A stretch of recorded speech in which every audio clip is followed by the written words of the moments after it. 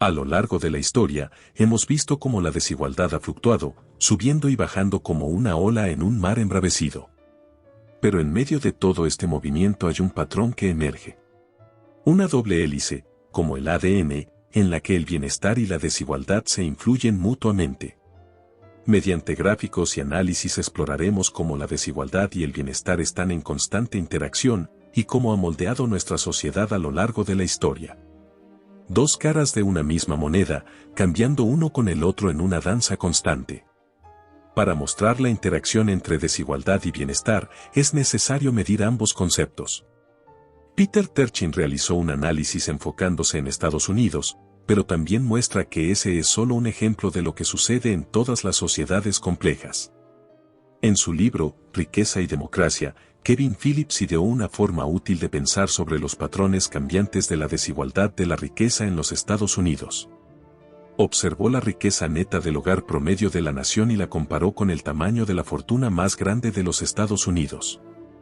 La proporción de las dos cifras dio una medida aproximada de la desigualdad de la riqueza, y eso es lo que rastreó, tocando cada década más o menos desde principios del siglo XIX hasta el presente.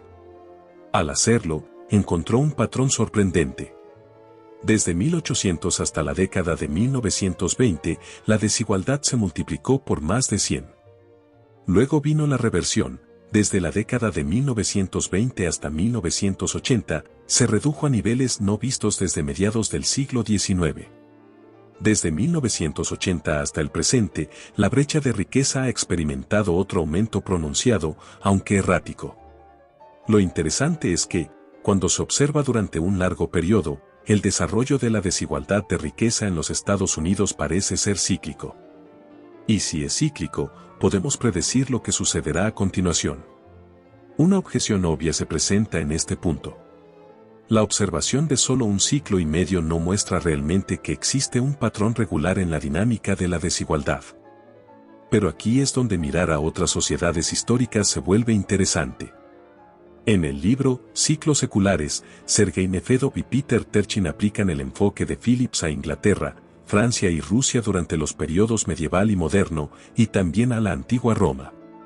Todas estas sociedades, y otras para las que la información era más irregular, pasaron por ciclos seculares recurrentes, es decir, muy largos. Durante periodos de 2 a 3 siglos, encontraron repetidos vaivenes en las estructuras demográficas, económicas, sociales y políticas. Y los ciclos de desigualdad eran una parte integral del movimiento general. Medir la desigualdad es fácil, pues son datos cuantitativos, mientras que medir el bienestar exige un reto mucho mayor. Peter Turchin decidió enfocarse en 4 variables que son, el optimismo social, el bienestar económico y 2 índices de salud, esperanza de vida y estatura promedio de la población nativa. Para medir el optimismo social, se utilizó la edad promedio del primer matrimonio. En términos generales, cuando las personas se sienten optimistas acerca de sus perspectivas económicas futuras, tienden a casarse temprano. Por el contrario, si no están seguros de tener un trabajo bien remunerado el próximo año, tienden a retrasar el matrimonio hasta que alcancen un puesto más seguro o ahorren algo de dinero. Sin embargo, la edad del primer matrimonio solo se correlaciona de manera imperfecta con el optimismo social, porque también se ve afectado por otros factores. Por una variedad de razones, a medida que las sociedades se modernizan, las personas tienden a casarse más tarde. Así es como se ven los datos reales de la edad promedio del primer matrimonio de las mujeres estadounidenses. La línea punteada es la media de la edad, se puede ver que la tendencia aumenta, pero como lo que se quiere saber no es la edad, sino los cambios, entonces se estandariza haciendo la tendencia horizontal, y alrededor del 0. Pero si queremos llegar a un parámetro tan genérico como el bienestar, es mejor abordarlo con más variables. El indicador económico es el salario de los trabajadores de producción dividido por el PIB per cápita.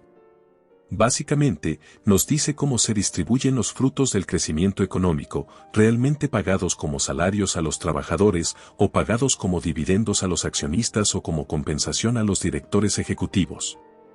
El aspecto de salud del bienestar se captura con 2 indicadores, la esperanza de vida y la estatura promedio. La expectativa de vida es una medida obvia de la calidad de vida, al igual que la estatura promedio, como está documentado en los escritos del Premio Nobel Robert Vogel, entre otros. Para combinar las 4 variables en un solo índice, se escalaron y estandarizaron. Así es como se ven las 4 curvas cuando se trazan juntas. Está claro que existe una tendencia general para que estas variables se muevan hacia arriba y hacia abajo juntas. Sin embargo, esta correlación no es en modo alguno perfecta. Las fluctuaciones erráticas se deben en parte a lo que se conoce como ruido de medición. Además, las fluctuaciones también reflejan dinámicas genuinamente diferentes de estos indicadores del bienestar. Una ley fiscal podría afectar la edad para contraer matrimonio, pero no la esperanza de vida, mientras que la introducción de la penicilina afectará la esperanza de vida, pero no la edad para contraer matrimonio. Al promediar las 4 curvas, la línea gruesa, suavizamos esas fluctuaciones erráticas y resaltamos el componente cíclico. Este promedio es entonces la mejor estimación de la curva de bienestar generalizado. Luego de tener la desigualdad y el bienestar, se compararon dentro de una misma gráfica. La curva roja muestra los picos y valles de la desigualdad económica, mientras que la curva azul representa los altibajos del bienestar popular. Aquí hay un punto muy importante: las curvas no reflejan niveles absolutos de estas 2 variables, sino desviaciones alrededor de una tendencia.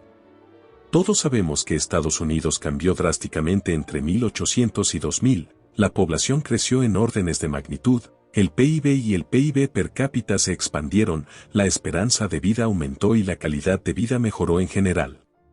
Las causas de estos cambios se conocen bastante bien. Pero eso no significa que el cambio se haya producido sin problemas. La gráfica enumera algunos eventos icónicos que ilustran los vaivenes de la historia estadounidense. Los eventos codificados en rojo son ocurrencias típicas de la fase de desintegración.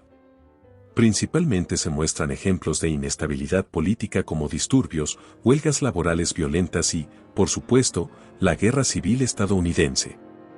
Es curioso cómo tienden a agruparse durante los periodos de creciente desigualdad.